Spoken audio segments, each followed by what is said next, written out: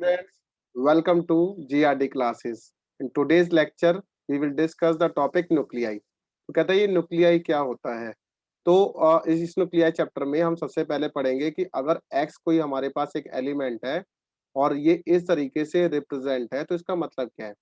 तो बेटा यहाँ पर जो x रिप्रेजेंट कर रहा है ये एक एलिमेंट है और यहाँ पर जो a रिप्रेजेंट कर रहा है बेटा ये एटॉमिक मास है और Z जो रिप्रेजेंट कर रहा है बेटा ये एटॉमिक नंबर है। ओके, तो ये इसकी रिप्रेजेंटेशन है किसी भी एक एलिमेंट की। इस चैप्टर में हम ऐसा क्यों पढ़ेंगे, हम ऐसा इसलिए पढ़ेंगे क्योंकि हमें न्यूक्लियस के बारे में डिस्कशन करना है।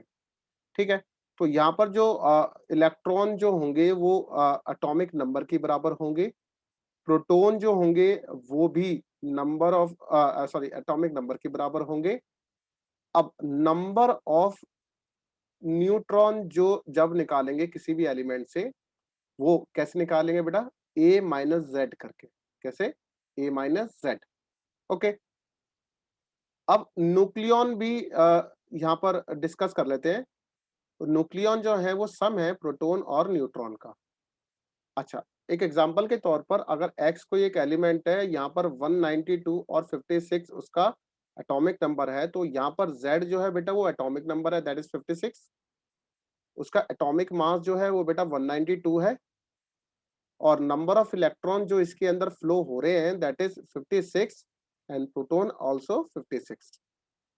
अच्छा, अब यहाँ पर ये कहता है कि जो नंबर ऑफ न्यूट्रॉन्स हैं वो that is equals to a minus Z. Neutron निकालने के लिए तो 192 माइनस ऑफ 56 कर देंगे तो बेटा यहाँ पर बन जाएगा, 136।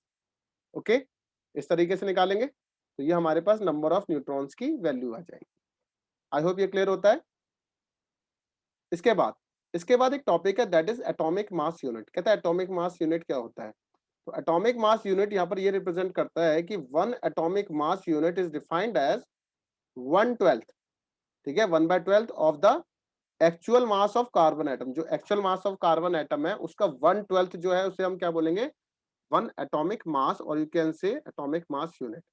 तो यहाँ पर इसकी वैल्यू गिवन है कि वन एटॉमिक मास यूनिट की जो वैल्यू है वो 1.66 इंटू 10 की पावर -27 kg की बराबर है। अब एक और बात याद रखिएगा कि 1 AMU जो होता है वो बेटा 931 मिलियन इलेक्ट्रॉन वोल्ट की भी बराबर माना जाता है। हम न्यूमेरिकल पर्पस के लिए इसको यूज करेंगे, तो इसलिए पहले ही मैं आपको बता दूं, या तो 931 है, कभी कभार किसी किसी बुक में 931.5 भी बोला गया है। नेक्स्ट टॉपिक ये कहता है कि न्यूक्लियर साइज क्या होता है। कहता है न्यूक्लियर साइज क्या है, तो सबसे पहले कहता है कि जो वॉल्यूम ऑफ न्यूक्लियस है, किसी भी न्यूक्लियस का जो वॉल्यूम है वो किसकी बराबर है बेटा, directly proportional to mass number के। याद रखेंगे, तो अब directly proportional to mass number है तो वॉल्यूम के लिए V सिंबल, मास नंबर के लिए बेटा A। तो वॉल्यूम क्या होता है बेटा किसी भी न्यूक्लियस का, अगर मान लिया जाए ये न्यूक्लियस है तो इसका रेडियस r है, तो 4/3 pi r cube with the volume and directly proportional to ये मास नंबर A हो गया। बेटा 4/3 पाई जो है वो बेटा कांस्टेंट है, तो हम इसको नेग्लेक्ट कर देते हैं। ठीक है, तो अगर मैं इसे नेग्लेक्ट कर देता हूं तो बेटा r क्यूब जो बन गया वो डायरेक्टली प्रोपोर्शनल टू A हो जाएगा। तो r इधर मैंने अगर पावर को 1/3 कर दिया, मल्टीप्लाई दोनों साइड, बोथ साइड मैंने 1/3 से मल्टीप्लाई कर दिया, तो बेटा ये r बन जाएगा। r डायरेक्टली प्रोपोर्शनल टू क्या हो जाएगा, a की पावर 1/3। तो यहां से डायरेक्टली का साइन हटेगा तो बेटा r नॉट आ जाएगा, a की पावर 1/3। तो यहां पर जब हम साइज निकालते हैं तो यहां पर वेयर आर नॉट जो है ये कांस्टेंट रेडियस रहता है किसी भी न्यूक्लियस का, और ये जो होता है 1.2 FM की बराबर है। अब ये वो वाला FM नहीं है रेडियो वाला, ये है 1.2 Fermi. And you know that कि 1 FM जो होता है वो 10 की पावर -15 मीटर की बराबर है। तो बेटा अब हम यहाँ कर देंगे कि जो आर नॉट है 1.2 इंटू 10⁻⁻⁻15 मीटर की ये बराबर बन जाएगा। I hope clear. अगर यहां तक क्लियर होता है तो बेटा अब इसके बाद नेक्स्ट टॉपिक है सभी बच्चों के लिए,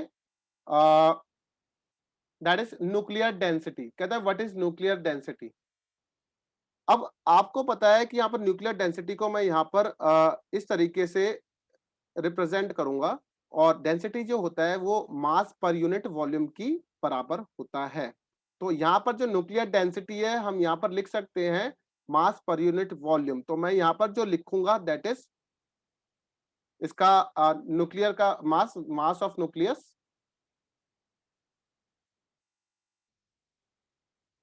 divided by volume of nucleus. Okay okay, यहाँ तक क्लियर? तो इसको मैंने इक्वेशन नंबर 1 बोल दिया। तो मास ऑफ न्यूक्लियस जो होता है उसको मैंने लेट कर लिया m इंटू ए। कहता है व्हाट इज m? m जो है मास है, और a जो है उसका एवरेज एटॉमिक मास मान लेते हैं। ठीक है, ओके। तो अब ये जो बन गया, अब यहां पर ये बन गया मास ऑफ न्यूक्लियस। अब वॉल्यूम ऑफ न्यूक्लियस भी निकाल लेते हैं। वॉल्यूम ऑफ न्यूक्लियस के लिए we can put v which is equal to 4/3 pi r cube, and इसके बाद 4/3 पाई आर की जगह we can put r naught a की पावर 1/3 का क्यूब।